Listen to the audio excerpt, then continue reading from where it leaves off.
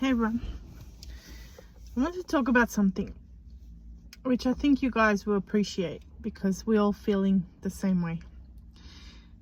In driving, there's a lot of frustrations, heaps and heaps and heaps, because there's so many things going on all in one place. One of the things is when you're driving, when you're doing the speed limit and someone behind you is tailgating you. This is very annoying because you can't go any faster than you're already doing. So you're at your limit of what you can do. Okay, so that's one thing.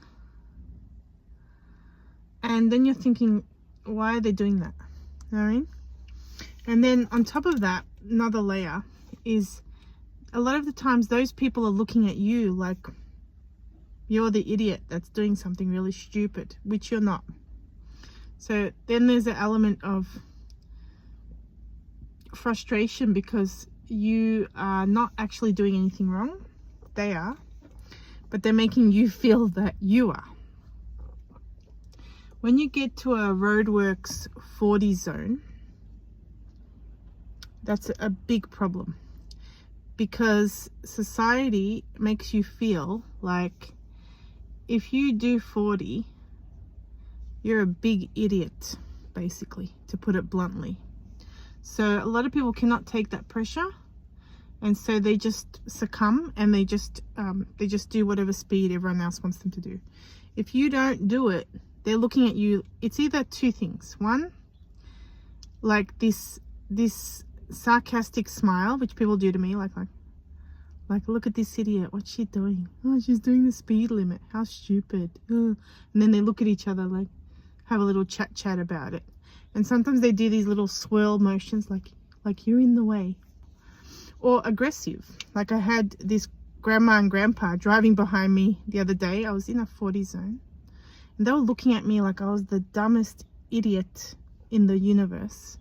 And then the grandpa, he overtakes me in the most aggressive manner. He looked like 80, right? So just like swirls his car like let's go around this idiot. Ugh. And he looks at me like, oh my God, how dumb am I? You know? And the grandma just sitting there like, So that's another thing. But I have learned something for myself, which is I need to avoid certain roads and certain areas where I feel a lot of harassment. Particularly if there's 40 zones or speed changes and things like that, and people don't actually understand speed changes or they don't care, whichever one it is. So that's that. Another thing I want to say is the way people are driving these days, that aggressive way, that cutting way, jumping in front of each other, this, that. I'm going to tell you guys, it's not normal. So you might think, oh, that's normal and I have to adapt. It's actually not normal. When I was going to driving instruction school about 11 years ago, one of the first things is that they analyze each of our drivings. So they find your deficiencies. So one of my deficiencies was I was going too fast through a roundabout, like approaching the roundabout, the checking point and the going point. That was one of my issues. And then the teacher was like, Anita, when you're going through a roundabout, it's too quick. And I was like, oh, is it? And he's like, yeah. I'm like, I don't feel like it is. And he's like, you know why you feel that? And I said, why? He goes, because you've adapted yourself to society's expectations of you. So they wanted you to speed and you did. And now you feel like you have to be that. So there's this rushing element. And now you've accepted that's how it's going to be. And I'm like, yeah, I had to keep up. And I said, okay. And then I said, what speed do you want me to do? And when he told me the speed, what he wanted, I was like, oh my God. Because I thought, I go to him, that's really, really, really, really slow. And he's like, it's actually not. He goes, if you think about it, when you're coming to a roundabout, right? If you are at the correct speed, really, you shouldn't need your brake to do that turn. And I was like, but you always need your brake. He's like, no, you need your brake because you're driving so quickly towards it that you have to brake in order to control that turn so you don't go out of control. And that blew my mind because I was like, oh. And so I had to change myself, adapt myself. But now I completely understand. I'm doing this for 11 years now. So when I see my learners going through like really fast through the roundabout, I tell them a little story. I'm like, okay, that used to be me, blah, blah, blah, XYZ, this pace, that, you know? So yeah, so tailgating is a huge problem. Doing what everyone else expects of you. And people just cutting across, jumping across, cutting in front of you, doing all random things. It's very frustrating. The problem is that you can see that it's 40. You want to do 40, but you don't allow yourself because you know you're going to be harassed. So it's like you're in a trap. You're trapped. And the thing is as well, there's more things. Young kids, your parents, they're not doing all the correct things. So these parents are driving in certain ways, like not checking blind spot, not doing the 40 zones, like all different things, right? And then now 2 cars are reversing at the same time. You're too close. Now one's reversing and one's coming out. People just don't care about each other. It's really lame. So the parent is doing all these things. So when the kid is sitting next to the parent, observing, just like doing normal life. Oh, my mum and dad doesn't blind check when they lane change. Oh, my mum and dad didn't indicate here, didn't indicate there. They went really fast around that corner. Oh, they didn't give way to that pedestrian there. Oh, they didn't check any mirrors. They're not looking anywhere. They're going really fast. A lot of things. Oh, they're going through the 40 like it doesn't exist. Oh, they're speeding on the freeway. You think your kids are not watching you? They're looking at everything. Now, the thing is, in your normal life, as parents, you're probably highly respected by them. Like, you've got a responsible job, you're a responsible person. So then they think to themselves, well, if my mom and dad does this, how can it be wrong? You know what I mean? So then it's confusing, because then they've got a driving school like me comes in. So I'm saying, you got to check your blind spot, you got to do this particular speed on this particular bend, you got to follow the 40s, roadworks, all this. So then you got the parents not doing it, and I'm enforcing to do it. And then once they do whatever amount of lessons with me, then they're going back to the parents' hands, but then the parent is going to show them their way. So then that way that the parent is enforcing, it's going to stick with the kid, because you stick with the way that is mostly taught to you, not sometimes taught to you. So then that's confusing. You know, parents say, can you teach my son or daughter? I know I'm not teaching them right. There's a lot of things I don't do. I know that. And I need you to make sure that they're doing it properly and all that stuff, because I know I'm lacking so many things. So that's the hard part as well. And the hard part for us adults driving, even when you have your full license or whatever it is, as learners, you get harassed a lot and people are awful to you. But there's a few layers to this. One, some driving schools, they're not doing the right thing because they are putting the learner out on the big road when they're not ready. So the problem with that is then the learner is not keeping up with traffic, and it's causing more frustrations than need be. See, with my learners, I'll keep them on the quiet road until they're able to go on the bigger road. Once I take them on the bigger road, if they're not keeping up with the environment, I'll take them back off the bigger road and go back on the small road. We're not keeping up. We need to get to that confidence and comfort level, and then we'll go back out. So that's another issue right there. I understand people's frustrations when driving schools are teaching someone and they're going too slow on the main roads. That's incorrect, guys. So quiet roads, yes, because where else are we going to drive? Where else are we going to do the training? Mars, you know? So like, you guys have to have patience when the learner is on the quiet streets, because there is nowhere else for us to go at that moment. Even if they're doing 20 or 10, that's the only place. But I do understand going on the main road, keeping up with speed, blah, blah. But it does not mean to speed. Wherever the person is on the main road, it doesn't mean speed. And if the learner isn't speeding, they're not doing a bad job. You're the impatient one. No one wants to look at themselves and what they do. They only want to look outwards and point the finger at you, which is another problem. You know, so in driving, you're in you're going into your car optimistically, and the problem is within the first 5-6 minutes you've already seen bad things straight away. So it could affect your mood. So this is wrong, that's wrong, one person's not indicating, one person's driving on the line looking at their phone. Looking at the phone is so dangerous. Like, you can get your head clean sliced off. Like, it's just so bad. So many people distracted, and there's so many things going on. Some people are so harassing and so aggressive, and some people are so slow that they shouldn't even be on any road, or just in their own element. I'm driving my car and I don't care who's around me. I'll do my chit chat with my friend. Da, da, da, da, da. You are around other drivers. You can't just do whatever you want. That's another problem. Some people are so extreme that they don't care what speed they're doing. There's 20 in an 80 zone and people are going around them. And when you go around them, they're like, what? What do you mean? Or some people just don't even know. They don't care. They're just in oblivion. And then there's the freeway. You got people dillying in the middle, like people going under the speed limit, staying in the middle lane. They shouldn't even be there. Go to the left lane. That's fine. Dilly-dally on the left.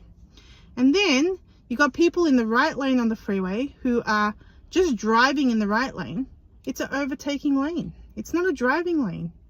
So then that builds up frustration. People trying to get around that person. They're going to the other lane, slipping through, cutting through. There's all these like sports car drivers slicing here, slicing there. When you join a freeway, you shouldn't go across 3 lanes across. How have you observed anything around you? You know, and life, like these sports car drivers that have their little like sports races and things like that on the freeway. Like, don't put innocent people's lives amongst your shit. Like, you guys go do something else thrilling. Like, go do skydiving or indoor skydiving. Indoor skydiving, it's really fun, indoor skydiving. I wouldn't do actual skydiving, but I've done indoor. Go to a raceway, like go to a, like pay and go to a raceway. Don't play around with people's lives. Like, even if you think you're in control doing all this crap, other people might not be paying attention to you. Most people are not. You got people driving in people's blind spots. People don't check their blind spots. People, either truck drivers harassing or truck drivers being put into a bad position themselves, where someone just cutting, slicing in front of the truck driver. Truck driver does not have time to brake. If you cut in front of them, they're going to squash your car to smithereens. Like, there's so much frustration to driving. You have to come to this position, and it's like you seeing what's needed to be done, and people act like that's not true. You see 40 with your eyes, and people act like you're the biggest moron for doing 40. You're the biggest moron, you know? And it's like all these different things. So many things. There's so many things to driving. You have to come to this level. And then you got people wearing headphones and big like earphone things, and they're just blocking out the whole world. Congratulations too. And walkers that are doing that as well. You can't hear ambulance and stuff like that. I know why they're doing it, because they can't take all this crap. So you've also got people always not indicating, or indicating extremely late. You got people blocking roundabouts, like the whole path of it, and like just blocking the whole roundabout.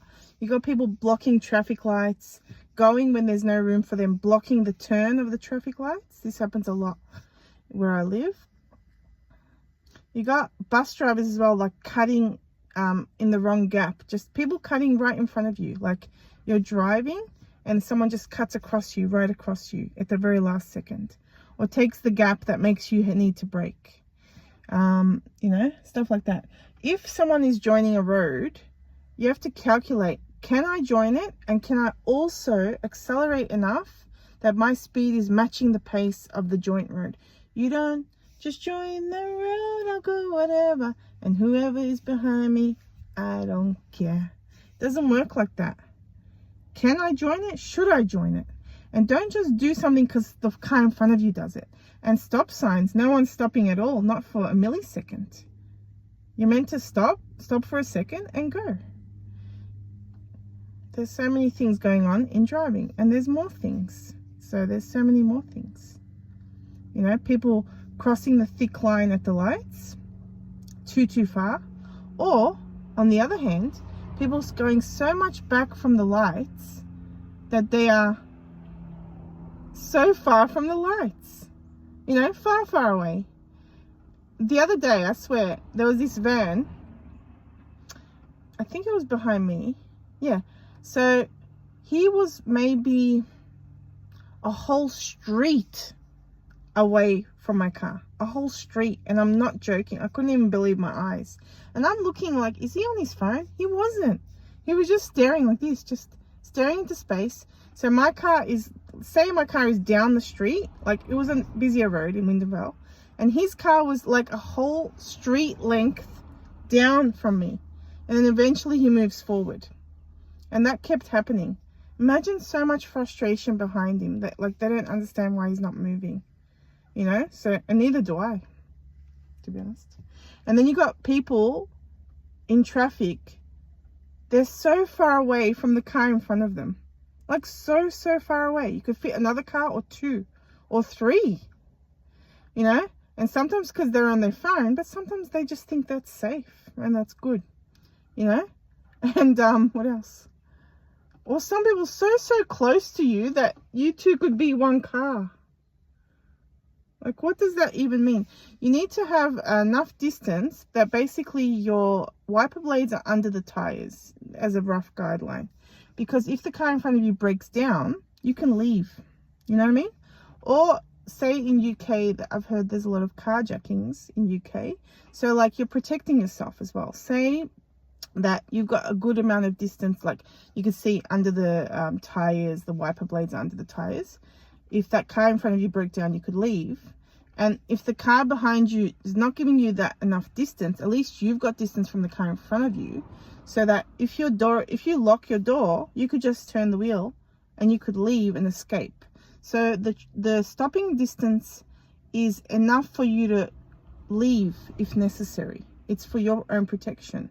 Or if the car in front of you rolls back, you know what I mean? So that's what that's for.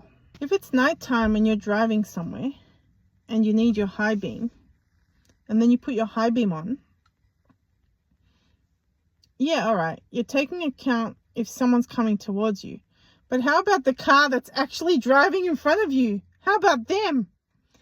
Some people's lights are so bright, you could light up a concert stadium.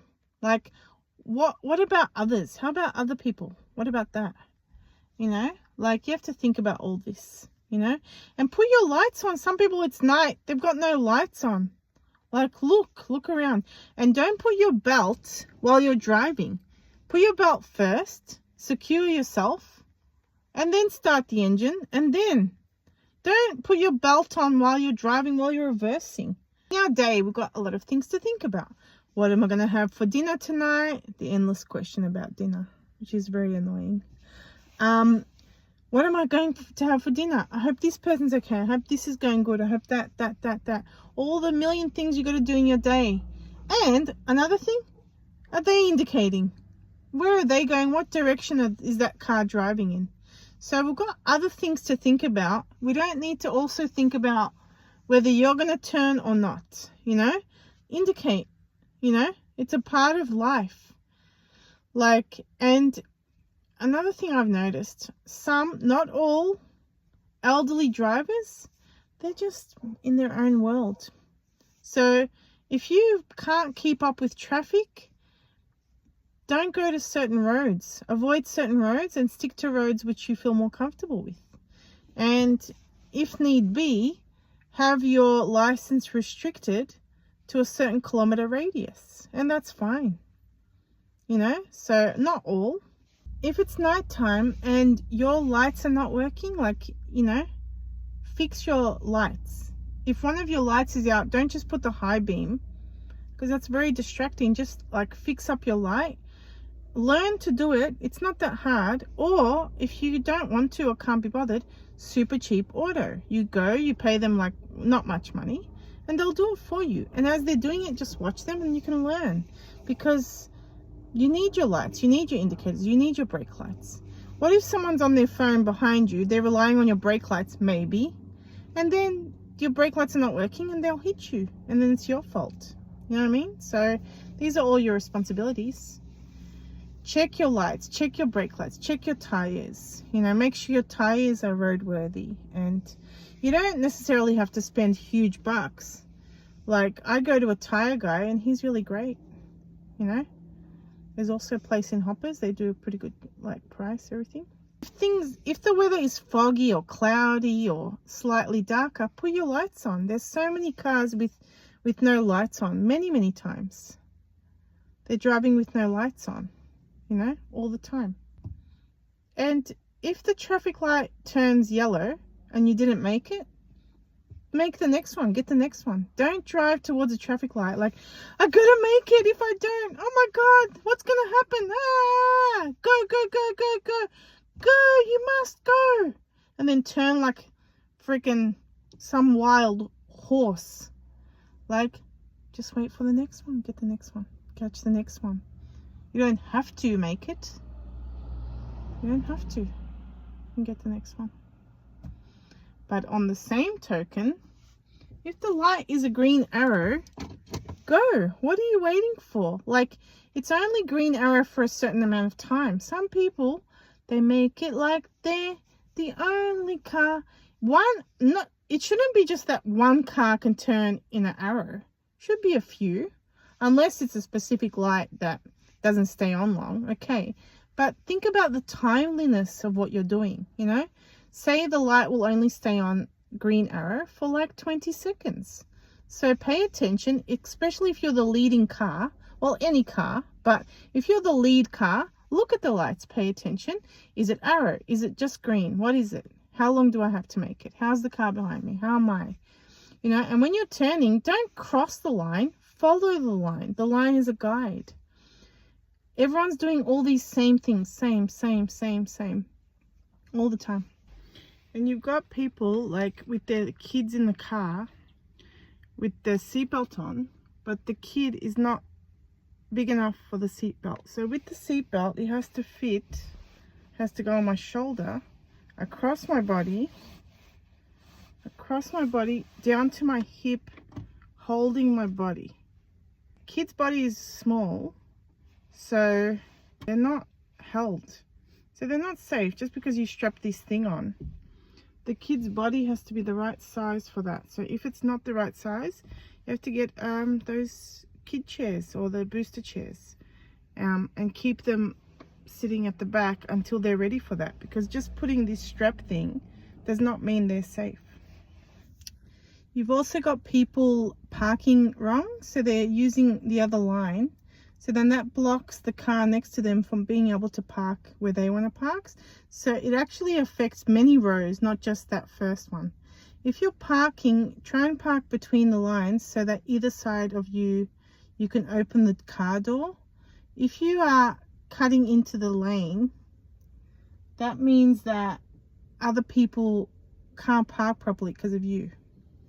If you're driving somewhere, you have to keep up with the speed limit. Once I'm in Werribee and there is, as people do, they turned and there's no room for the car on the turn, right? There was this person right on the edge of the pedestrian walkway, and there was this cute family, man, woman and their kid in the pram, and they pressed the button for the walkway and they're waiting. And so they're like, their light is ready for them, and the car that's waiting in the wrong position anyway starts moving the car towards the family, and the man just quickly moves his body like to protect them. And I'm just looking like, what the heck are you doing? You know, like, how come he couldn't see them? Why couldn't he see this family? He's already in the wrong position. He's already in the wrong place. They're right in front of his face. And if there's a pedestrian walkway, like, look, is there a pedestrian? Is there a pedestrian? And then you're going to go. You don't just go and then you're like, oh, there happens to be a pedestrian. Like, you got to look, like, look and look. And then you go. Like, we're real people and you're also real.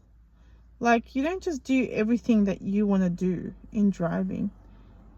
You're not the only one that's there. There's people there.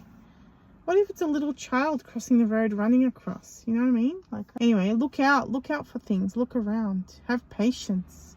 If someone's turning, don't go around them like there's some moron because they have to turn. Just so that now, that's why I'm saying that. And people constantly speeding, like 24/7 speeding, 24/7, always. Like, we have to control ourselves. We have to be able to control ourselves. There's a speed limit, you follow the speed limit. You know, that's it. I've thought of some more things since the last video.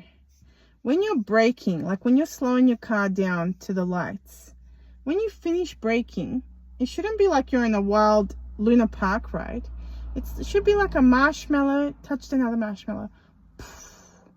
Or a feather fell to the floor. When you finish braking, like, duh, duh, I braked. You shouldn't do a jerk motion. Like, you shouldn't be like, and shakes the car. You're driving, make everything beautiful and smooth. That's another good thing to do. Another thing, when you're driving down the street and you have to give way to others, right? Apparently, don't come out like this, like, I'm giving way, and then stop at the last minute and scares the shit out of everyone. You know, just come out, slow it down, and wait.